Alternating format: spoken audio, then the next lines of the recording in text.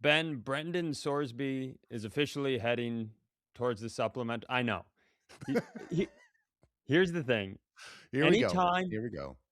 anytime there's a I think you just need to accept the fact that because of KOC's reputation with quarterbacks, if there is a quarterback to be discussed in the ether, the Vikings will be in that. Ben Solik from ESPN put the Vikings as the number 3 landing space for, Sorsby. NFL and Fox has us as 8. Tannenbaum mentioned us as an option. Pelissero mentioned us as an option when he was on with, Rich Eisen. So I think there's 2 questions. Should the Vikings put in a bid on him, and will they?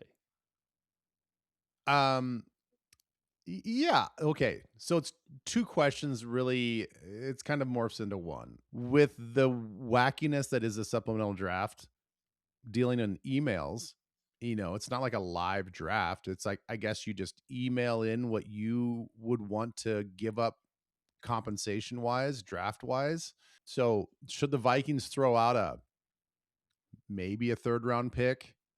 3rd. Sure. Fourth round pick. I don't know. The point is, I thought you were gonna say 7th. no, I'm just saying, like, I think whatever you put out there, you're not going to have the highest bid. It'll be the Jets or the Cardinals or Pittsburgh or one of these teams. I think they will inherently just be bigger spenders than you and a bigger bidder. Okay. So, in the end, you can be like, well, we tried. And you're like, well, yeah, you did. But like, I don't know if you're like fully committed and fully serious about trying. So, So, but should they try? I guess that's the other question. Should they? If so if you're in to charge, fully commit. if you Ben got to make the choice, are you swinging for? Are you making the sort of No, spend that you think could actually get him? no, Okay. no. I am not. I think it further clouds the situation. You would be giving up a high-end draft pick for a guy that you know for sure is gonna get 0 reps, 0 competitive reps in 2026, even in practice, because everybody knows he's not gonna be whatever team he goes to, he's not gonna be the 2026 starting quarterback. We all know that. So you're shelving him developmentally a redshirt year to 2027. So Isn't that kind of intriguing though? Isn't I agree with you. What I will say is, I think the insane fan in me goes high risk, high reward. I like those moves, and it would add to the craziness, which is fun to talk about. But if you thought it wouldn't upset the dynamic, having one of the best quarterback teachers in the league just stick this guy somewhere and work with him, isn't that a little bit intriguing? I tend to agree with you that this team isn't in a position to give up draft capital given the way the last handful of drafts have gone, right? That's what makes this. You're not in a place of luxury and like, yeah. here's a second, Yeah. The funny thing is I laugh and I giggle and I chuckle at you because you love the drama. I don't lo I just Yes, you I do. like the You love the drama. I You like like if this I you like the narrative. You can call it drama. I I just think it's a good story. I think Yeah, but that a good story doesn't make a good competitive football I team. agree. That's why I said should they and will they. Yeah. Here's why I think they should not Okay, let's is hear it. because I'm with you. I think the answer is no. I was just playing the devil's advocate a little bit. Uh, the storm that is coming on this like whatever heat and drama has been around the quarterback controversy to this point, we are on step 1 of a mountain that we can't see the top of. I Mhm. I I don't know if people fully recognize, like fans, that there aren't really quarterback competitions like the one we have. Like, there have been high profile controversies, Montana Young, Favre, Rodgers, Love. But in terms of open camp battles, it's Russell Wilson, Matt Flynn, Kyle Orton, Tebow, Trubisky versus Kenny Pickett, Geno Smith versus Drew Lock. It's never high profile former first round pick with some baggage versus very high profile draft pick that, oh, by the way, comes from one of the biggest universities with the biggest fan base, and he won him a title. Like, and then you pile all that on top of an organization that is starved for a quarterback, starved to Yeah. have a top 5 guy of their own, and then you throw on the fact that the guy they had won a Super Bowl last year. Like, I think leading up to the decision, through the decision, and after the decision, the national and, your local attention around this thing is gonna be insane. So to add Sorsby to that would you that would be such a gutsy It would be insane. it It would would be a be confident, gutsy move, but if it were me, I wouldn't do it. yeah. I only kid and I laugh because I know that from you and I think inherently always have a couple different angles that are kind of sometimes parallel, but oftentimes obviously coming from two different worlds. Like, yes, the Like the dramatic one where you know football and I just no, have a no, bunch of crazy ideas. not at all. Not at all. You know sports, you know football very well. The thing is, I think that sometimes you lean into like the spectacle of it, like, oh, this will just be fun from a media standpoint. And it'll be fun because the drama to this thing. And if the Minnesota Vikings were on Bravo, Don't you this will be freaking amazing, right? you don't you bravo me, that's bullshit. Yeah, all I wanna do is win a championship in any Minnesota sport. That's all I care about, but I do think when I say the story, what I like about the story, what I liked about the Favre thing, in addition to you were getting a great like, from a football standpoint, when you guys got Favre, it made sense, right? Yeah. But additionally, on top of it, from a story standpoint, if after the Packers spent all that time with Favre and they could only get him one title, and this is when we didn't know Rodgers was going to be Rodgers.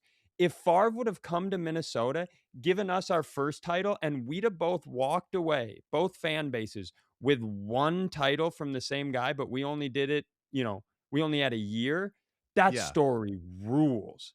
That And does.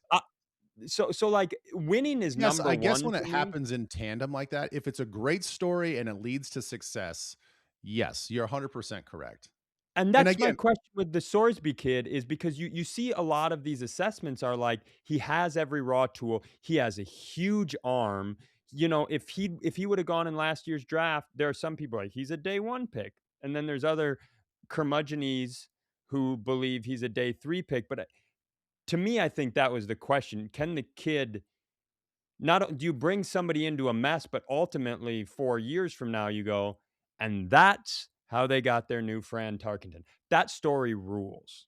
yeah, no, the story does rule as long as so many off the field things check out. And I'll even say this, that I don't claim to be a Brendan Sorsby film watching lunatic, right? Okay. Watch some stuff. I've heard about him the last couple of years. Now, here's the narrative that keeps popping up, that let's not even talk about the gambling stuff because obviously that's going to be a really tough thing for every team to grapple around, is because this is a situation, this is a behavior that is done privately in your own home and very easily and very quickly off of your phone. It is going to be Mhm. virtually impossible to police. And even though he says he's gotten some help for it, does that mean he has stopped cold turkey? Is he now going from 9,000 bets in his collegiate career into like Was 100 a that the year? number? 9,000 bets. So the question is, 9,000. where is he on the Josh Gordon spectrum? That's because a lot of guys come out of college and you find out this guy does this guy does that, and they get into a lot. The question is, that would be, and I don't know how you get the answer to that, but that's my big curiosity. From on a scale of 0 to he Josh Gordon couldn't stop making the mistake that pushed him out of the league, even though he was on path to be one of the best receivers the I league had know. ever seen. It's Like, silly though because it was of the timing. Like, it's marijuana. Now we look at marijuana and we're like, all right, whatever. I mean, it's yeah, but legal in at most what states. level at what there's a lot of guys in the league who for, 50 years have smoked marijuana. At what level is your behavior, that's what I'm saying, like, if I you're Josh know. Gordon and you can't So where is the gambling on the Josh Gordon scale would be my curiosity. Well, I know we're kinda doing, like, a little side tangent here, but I didn't think Mhm. that Josh Gordon's play diminished because of smoking pot. He just wasn't available because he kept getting busted for smoking pot, you know? So Right. it's But one of does those things. Sorsby's diminish because because he was gambling? Well, I think that's the question is, like, does his research and all of his gambling, the time it takes to place proper bets and educated bets, does that hobby, because it is, guys are allowed to have hobbies, does that hobby take away from his preparation for every game on Sunday? I don't Brother know. man, I I don't don't know. think I think you need to talk to somebody who has weed as a hobby and see how that affects their time. Well, the thing I is, I agree I you agree with know you.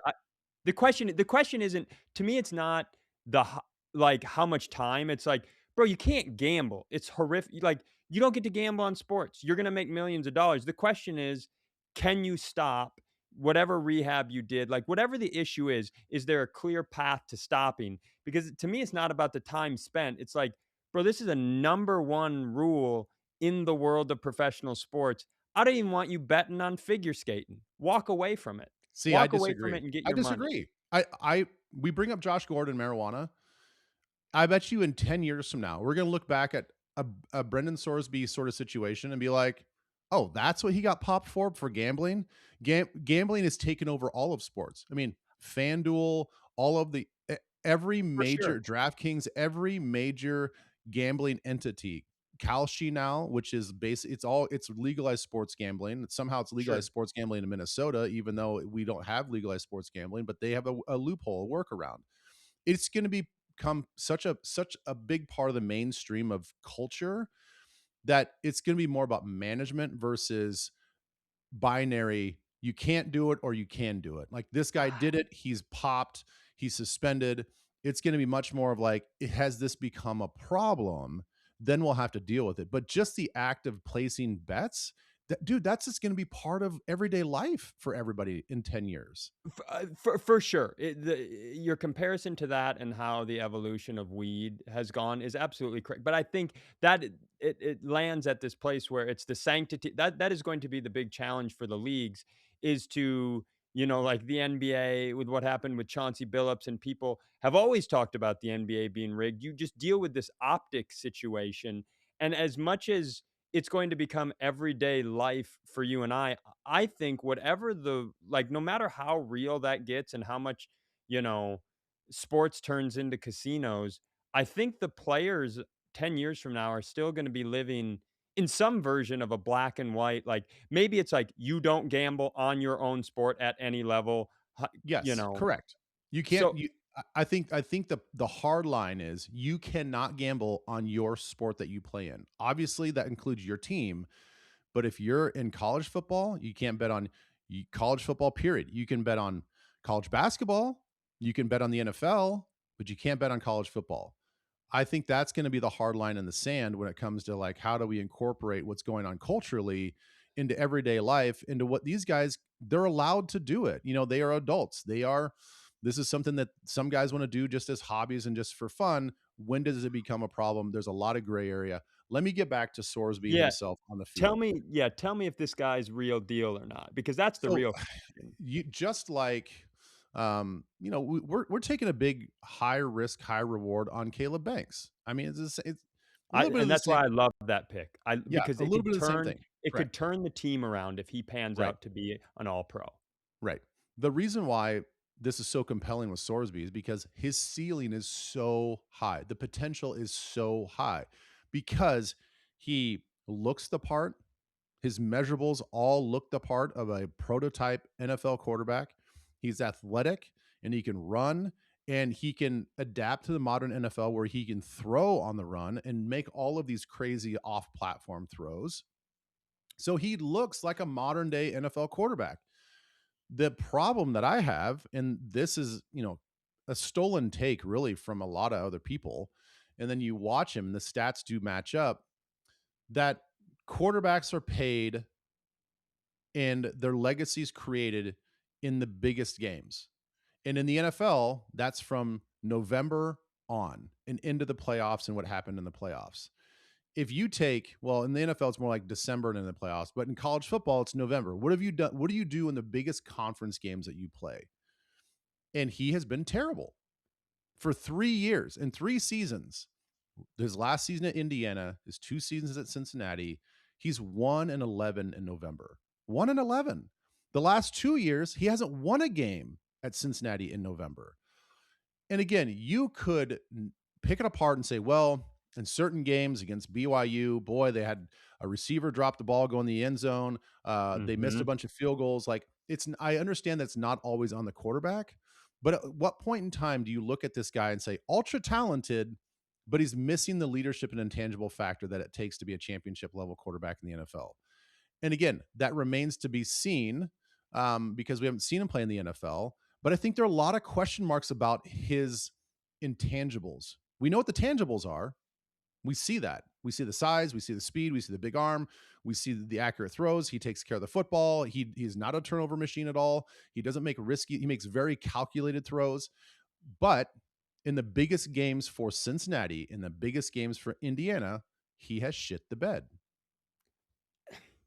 So I think first of all, there hasn't been any locker room stuff, teammate stuff, like none of those concerns, right? No. This is like we said, this is a behavioral issue, and I think I don't disagree with you, but I think that idea is so often married in this. I mean, you and I sat on the phone 2 years ago and you said the same thing about I'm not trying to put you on the spot, but, like Mhm. and I think because I think it was true, you said the same thing about Sam Darnold's 2 performances.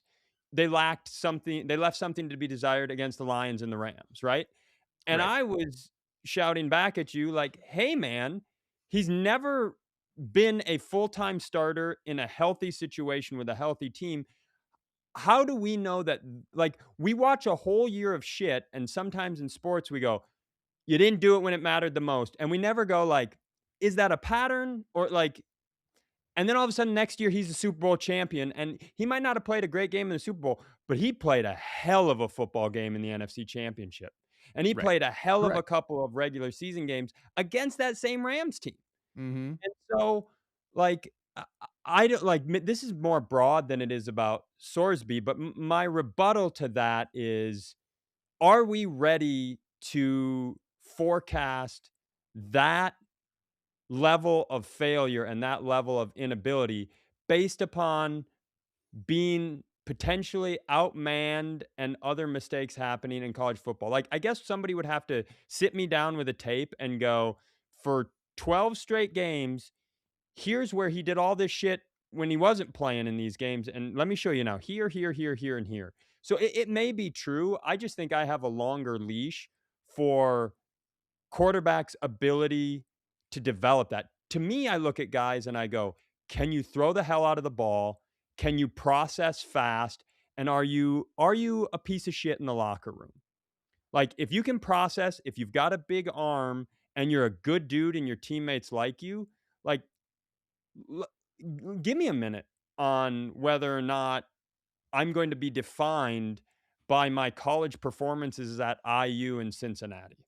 How long is your leash and how long is your runway? Because it took Sam Darnold 8 years to win a championship. 8 years with the Jets and the Panthers. Okay, but okay, It took him But 2 if ye it took him Sorsby's 2 but if it took him 2 Sorsby's real in that years. category, if he's in that world where again, Sam Darnold, you brought him up, that's the comparison. We'll even look at like even size and I would all the love things him to we be talk the about. comparison. He's probably holding the Lombardi trophy right now. Okay, but I guess we it took him 8 years to Yes. develop into this situation where he was clutch. Now, did he always have it? Probably. Was it fair that he was on some shitty teams in New York? Yes, that's fair. Until he got to a winning organization like the Vikings, he learned how to hone that clutch gene. Yeah, Niners, Vikings, Seahawks. Give 'em so I guess let me say it like this. Let me bring it full circle so I don't send you in a direction that I don't necessarily mean. Because we are talking about the Vikings. Yeah. If you tell me Sorsby is going to the Jets or the Browns, I go, but I would have a different leash and a different Mm, it's kinda why I think a lot of people are there's a lot of people who still want JJ to be the guy, but there's a big portion of the fan base that have kinda turned on him because I think there's a big portion of the fan base that goes, "This is a really healthy organization with a quarterback forward coach." And I think you're seeing that argument play out amongst Viking fans, like where blame sits. But if you bring Sorsby to a place like the Minnesota Vikings, if you sent him to the San Francisco 49ers, if he landed in Los Angeles, I think your leash is a lot different than it would be here. But I think at those places, I'm more willing to let it progress and not define him by his college mistakes. yeah, that's fair. It's a good point. I mean, listen, I have faith in what So KOC can let's do. get him. Let's I ratchet this thing up. Let's get crazy. Can you imagine? Can you no. imagine if they won that draft? It would be like Brett Favre landed every 15 minutes for all of preseason. You remember the mayhem with his plane and people Oh have yeah, aerial I remember shots and all of that. Yeah, they're following us. You lived it, right? Like yeah. if they did this, can you imagine a more no matter how much you tried to hide him and stick it away, you'd just be pouring gas on top of gas. Boy, there'd be a lot of egos being checked in that quarterback room, including Kyler Murray. I mean, he is calm and collected and professional right now. They bring in Sorsby. Now, my guess is he understands the lay of the Us land that he's not going to be competing for 2026. But man, that that'd be something. I'll tell you much. That would be something. It would be interesting. I just don't think they're going to do it. I don't think they even Yeah. put a bid in. I I don't think so either. To circle back to our original question, will they, should they? I think it's no, and given the circumstances, no, right? Yeah, correct. We agree on that.